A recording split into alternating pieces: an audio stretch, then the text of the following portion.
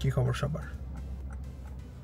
তো আজকে আমরা কথা বলবো কানাডাতে যেই নতুন পোস্ট স্টাডি ওয়ার্ক পারমিটের চেঞ্জেস আসতেছে সেগুলো নিয়ে। তো কি চেঞ্জেস আসছে আমরা সেটা দেখি।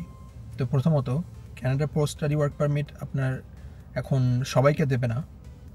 যেমন আগে ছিল যে যেই প্রোগ্রামেই আপনি পড়াশোনা করেন না কেন আপনাকে পোস্ট স্টাডি ওয়ার্ক পারমিট দেওয়া হতো, কিন্তু এখন সেটা আর হবে না। এখন যে চেঞ্জেস আসছে সেটাতে তাদেরকেই ওয়ার্ক পারমিট দেওয়া হবে, পোস্ট স্টাডি ওয়ার্ক পারমিট দেওয়া হবে যারা কিছু স্পেসিফিক অকুপেশনের জন্য পড়াশোনা করেছেন। যেমন প্রত্যেকটা প্রভিন্সের কিছু কিছু জব আছে যেগুলো ফুলফিল করা দরকার, ইন ডিম্যান্ড জব। সেগুলোতে যদি আপনি পড়াশোনা করে থাকেন তাহলেই শুধু আপনি পোস্ট স্টাডি ওয়ার্ক পারমিটের জন্য এলিজিবল। এবং নতুন যে রুলস আসছে সেটাতে হয়তো আপনার নতুন ল্যাঙ্গুয়েজ রিকোয়ারমেন্ট লাগতে পারে। যেমন আগে আপনার মিনিমাম আইএলটিএস 6 হলেই হয়ে যেত, এখন হয়তো ওরা দেখবে যে আরও বেটার আপনার স্কোর হতে হবে, তাহলে আপনাকে পোস্ট স্টাডি ওয়ার্ক পারমিট দেবে। এবং আরও ওরা কনসিডার করছে আইআরসিসি যে আপনার একটা জব অফার থাকতে হবে। যেমন জব যেটা কানাডাতে ইন ডিম্যান্ড, সেই ইন ডিম্যান্ড জবের যদি আপনার কোনো অফার থেকে থাকে তাহলেই আপনাকে পোস্ট স্টাডি ওয়ার্ক পারমিট দেবে। তো এই জিনিসটা ওরা কনসিডার করছে।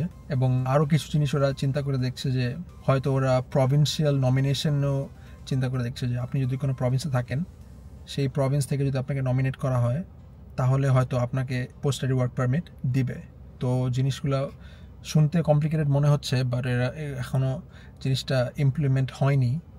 নতুন রুলস যখন ইমপ্লিমেন্ট হবে তখনই আমরা ফাইনালি বলতে পারবো যে কি ধরনের চেঞ্জেস ওরা চাচ্ছে। এবং আরও কিছু নতুন জিনিস আমরা দেখতে পারি। আইআরসিসি হয়তো ওদের অকুপেশন লিস্ট সবসময় রিভাইজড করে রাখবে। সবসময় ওরা বিভিন্ন প্রভিন্সের সাথে কন্ট্যাক্ট রাখবে এবং দেখবে যে কোন অকুপেশন সবচেয়ে বেশি ইন ডিম্যান্ড এবং কোন অকুপেশনের লোক দরকার, সেই সব অকুপেশনের স্টুডেন্টদেরকেই ওরা পোস্ট স্টাডি ওয়ার্ক পারমিট দেবে। তো এই জিনিসটা আপনার খেয়াল রাখতে হবে যে আপনি কোন সাবজেক্ট চুজ করছেন পড়াশোনা করার জন্য। যেমন কানাডাতে কনস্ট্রাকশন, কার্পেন্ট্রি, এইসব ফিল্ডে অনেক লোক লাগে সবসময়। আমার মনে হচ্ছে যে এই সব ফিল্ডে যদি আপনি পড়াশোনা করে থাকেন তাহলে আপনার পোস্ট স্টাডি ওয়ার্ক পারমিট পাওয়ার সুযোগ হবে এবং আপনার রিস্কটা কম হবে। কারণ এখনও ফাইনাল কোনো ডিসিশন ওরা দেয়নি। ফাইনাল ডিসিশন দেওয়ার পরে যদি আপনি ডিসাইড করেন কোন বিষয়ে পড়াশোনা করবেন, ওইটা হয়তো আরও ভালো হবে। বিভিন্ন প্রভিন্সের বিভিন্ন রকম অকুপেশনের জন্য লেবার লাগে।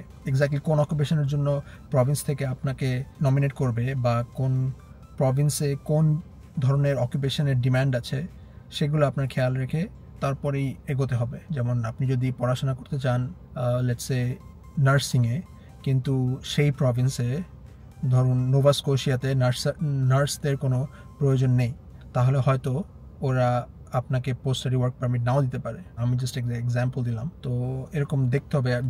যদিও এখন এটা অ্যানাউন্স হয়নি, এই নতুন রুলসটা যখন অ্যানাউন্স হবে তখন আমি ডিটেল ভিডিও বানাবো আরও। কিন্তু একটা ভালো খবর হচ্ছে পোস্ট স্টাডি ওয়ার্ক পারমিট থেকে সে যদি এনাফ এক্সপিরিয়েন্স গ্যাদার করে তাহলে তার পিআর ওখান থেকে হয়ে যাবে।